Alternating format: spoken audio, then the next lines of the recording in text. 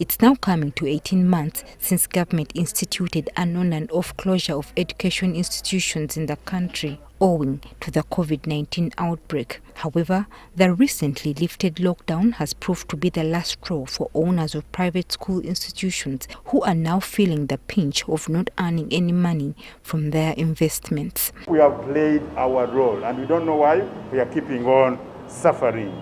We have taken steps, we have written to the Ministry of Health, but we don't know what we have not done. They also point out that their pleas to the central bank to offer them protection from commercial banks that are hunting them down to pay off their loans have gone unheard. There's the kind of a deaf ear, and the banks are threatening to sell off some schools. With their backs to the wall, the proprietors now want Parliament to look into the matter as early as next week. They want MPs to persuade government to abandon its vaccination requirement for all teachers and learners, saying it is unrealistic for a country that does not have enough vaccines. If since we got this pandemic, about 1% of the population that is immunized, and if we keep on waiting for the children above 12 years of age to be immunized, it is almost impossible. They also want the legislative body to investigate the delay in the disbursement of the 22 billion shillings, which was given to teachers in private education institutions by the president last year. We think our teachers have become vulnerable.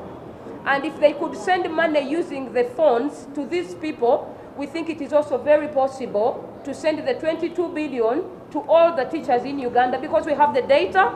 The proprietors have also threatened to take legal action against commercial banks that are seizing their properties. The private school owners have received support from opposition stalwart Dr. Kizza Besigye, who has noted that private education in Uganda cannot endure any further delay. We must have a plan that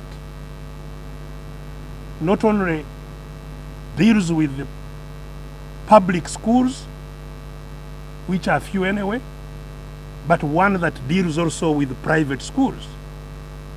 They are a critical part of the building of knowledge that I am talking about. Dr. Besigye observes that it's not even practical for government to want to immunize learners whose bodies are immune to the COVID-19 virus. Children should not be our priority at all to vaccinate. Vaccinate the teachers. Just vaccinate the teachers.